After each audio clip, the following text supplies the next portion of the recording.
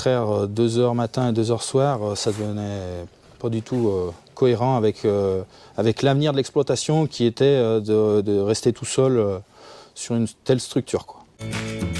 Bienvenue sur le podcast de Ceux qui font le lait, un programme proposé par la Fédération nationale des producteurs de lait.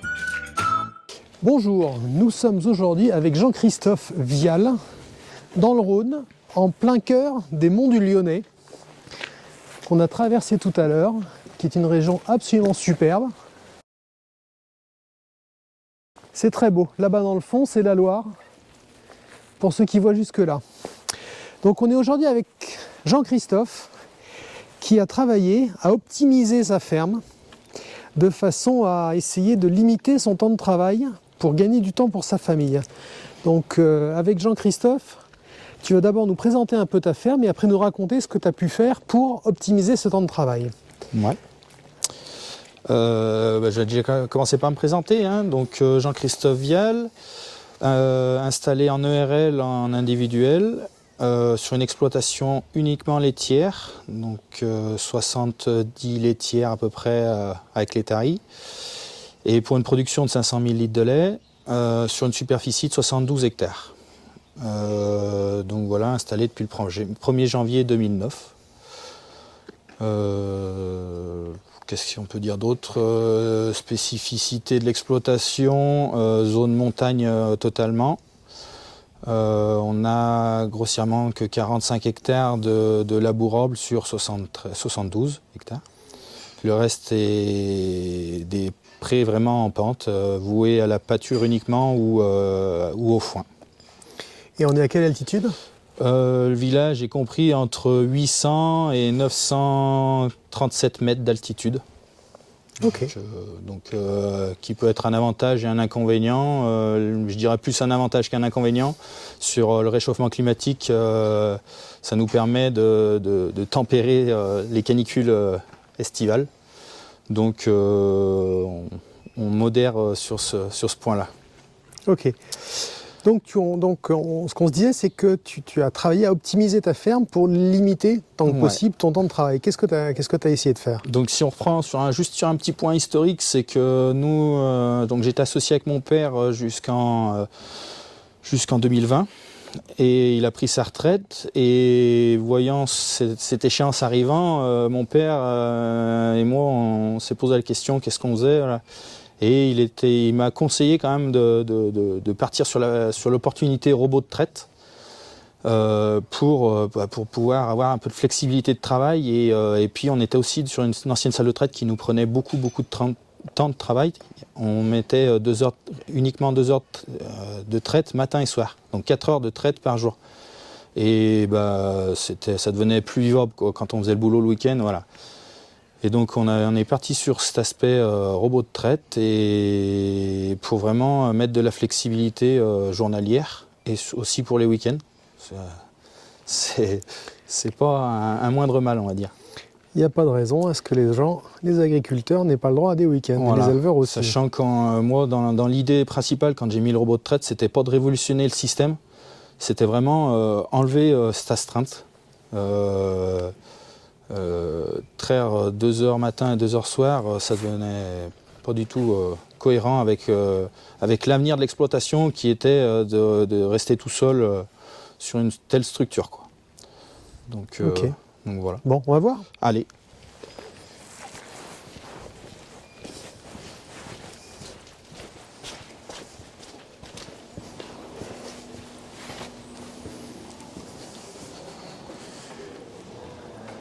Alors, donc on avait une salle de traite qui était juste sur cette partie-là, et le fait de mettre le robot a permis aussi de réaménager tout le bâtiment aussi pour le confort des animaux, dans la circulation, dans beaucoup de choses. Et on a mis un peu d'ergonomie au travail aussi. Les vaches, donc le robot de traite, on l'a situé là. C'est peut-être pas le mieux situé, il y a peut-être des points négatifs. On a un peu trop réfléchi sur un système. Mais bon, il est ce qu'il est, il marche très bien.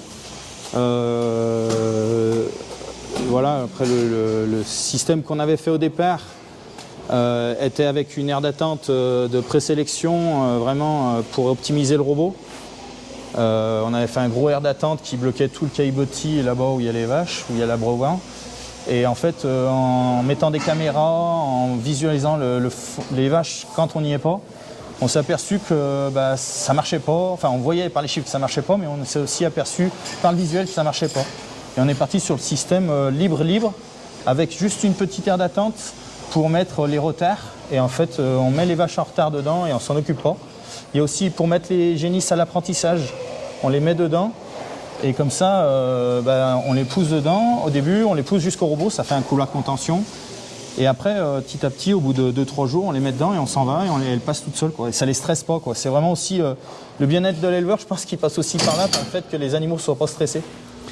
On me l'a déjà dit, ça, on me l'a déjà dit. C'est vraiment, voilà. Ok, donc là, elles sont, une petite aire d'exercice. Ouais, une aire d'exercice couverte, on a fait la mise aux normes et en fait, comme là on est plein sud, ça permet que l'été elles aient de l'ombre et l'hiver elles ont le soleil. D'accord. Et elles sont à l'abri de la pluie et de la neige. Oui, la neige, nous sommes en montagne. Ouais, on a de moins en moins de neige, mais on en a quand même toutes les années, là on en avait hier, donc voilà, ça permet un confort des animaux, quoi. Très bien. Tu veux passer On peut, vaches? ouais, pas de problème.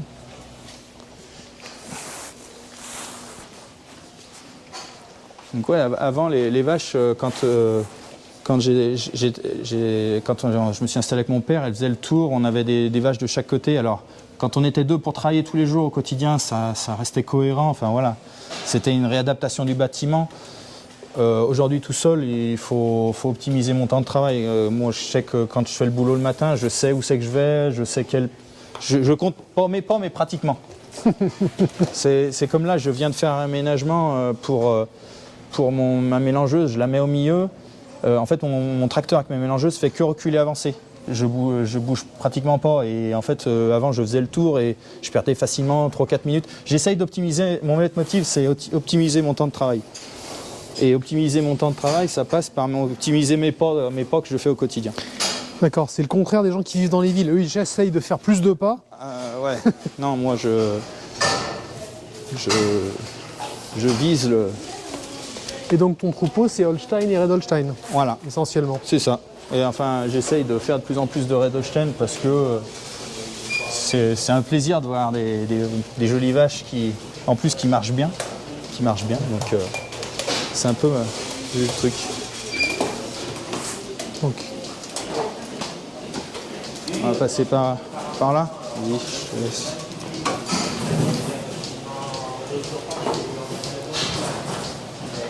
Le confort des animaux, la brosse, c'est indispensable. Ça, on va dire tout ce qu'on veut. Je voudrais bien mettre un compteur, voir combien de temps il tourne par jour. Je pense qu'il tourne 23 heures sur 24. C'est peut-être du luxe, mais Confort des animaux, confort des éleveurs. Ouais, voilà. Et puis on voit les animaux qui vont s'y gratter. Et puis ça attire les animaux. C'est vrai que le fait d'avoir la brosse là, ça les attire pour revenir au robot. C'est vraiment un peu une zone confort, je veux dire. Et c'est un abreuvoir qui est en sortie de robot, donc quasiment. Ah, oui, par contre, et cet abreuvoir, mon tank récupère les calories du refroidissement. Pour Et l'eau réchauffer chaude, et l'eau chaude est envoyée là-dedans. Et c'est vrai qu'en sortie de salle de traite, je dirais que les 3/4 des animaux vont directement boire cette eau. Et c'est pareil, il faudrait mettre un compteur là-dessus pour voir vraiment ce qu'elle consomme. Je pense que ça doit être impressionnant ce qu'elle consomme là par rapport à l'autre abreuvoir qui est pas bien loin, qui a 15 mètres, mais qui est en eau froide, de la source, quoi. Et d'ailleurs, celui-là, je le lave une fois par semaine, alors que l'autre, en 15 jours, 3 semaines. Donc voilà.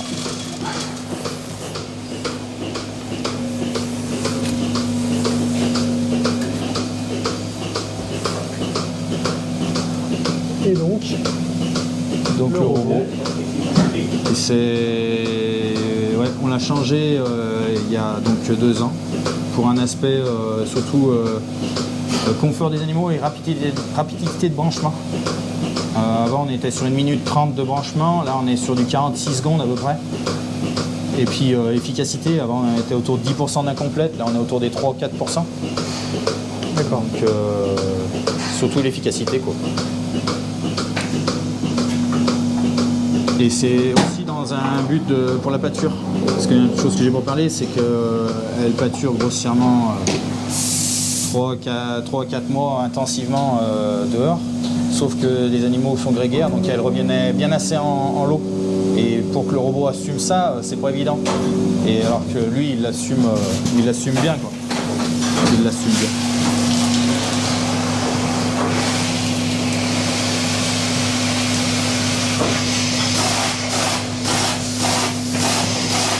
Ok. Et donc ce qu'on n'a pas vu, c'est que donc à la belle saison, comment tu les fais sortir? Donc, Pour être parfait. au bout des silos, j'ai une porte pâture. D'accord. Là, je me mets en réflexion, savoir si je la laisse ou si j'ouvre simplement la barrière. Parce qu'on se rend compte que elles ont tendance à vouloir toutes sortir en même temps et elles rentrent quand elles veulent. Il y en a certaines, au bout d'un quart d'heure, elles sont déjà en train de revenir. T'en as d'autres. Par contre, on les rentre matin et soir. En pleine saison, dans tous les cas, on les rentre matin et soir, histoire qu'on trie les vaches qui sont vraiment en retard et voilà. Mais faut pas que ça soit une contrainte de travail, quoi. Ouais. J'avais fait aussi des paddocks sur la pâture, histoire de ne pas me compliquer la vie, d'avoir juste des barrières à ouvrir. Et en fait, ça me gagnait du temps, mais ça gagnait pas en efficacité. Donc j'ai préféré revenir sur des gros paddocks où je les redivise par un fil électrique que je bouge. Et par contre, en faisant comme ça, pour les week-ends, je prépare souvent mon fil le vendredi ou le samedi, comme ça j'ai tout prêt pour le week-end, quoi. Ok.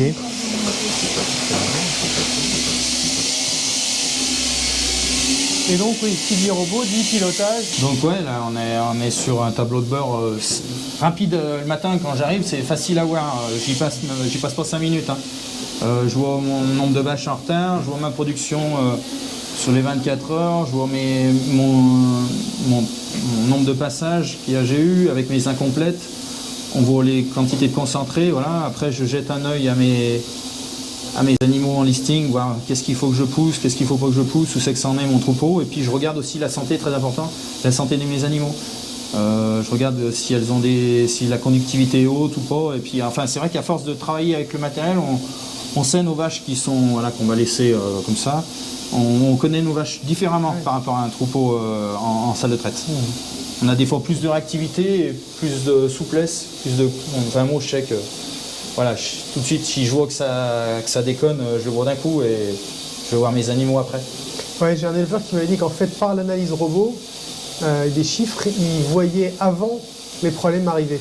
On les sur voit, une vache, il y a un ouais. truc qui va dévisser, il le sait avant. Ouais, parce qu'on qu'il pouvait le constater. on voit vite nos vaches, on les connaît, celles qui sont tout le temps hautes, qui sont en indice, qui sont hauts, on les laisse tranquilles grossièrement. Par contre, dès qu'on voit une qui monte, et généralement c'est pas qu'une. Moi je vois ce que j'ai souvent constaté, c'est quand j'ouvre des silos, les fronts d'attaque, tout ça, ça se met à déconner. Et c'est là où il faut quand même surveiller, parce que tu as des animaux, ça se met tout en rouge, enfin, voilà, ça se met beaucoup en conductivité.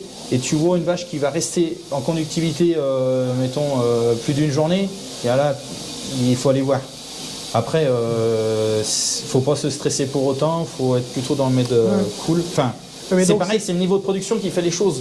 Si on est à 10 000, faut peut-être se stresser sur les choses. Moi, c'est pour l'instant pas mon objectif. Je la mets à la cool. Voilà, à la laiterie, on est à 100 000, on va pas...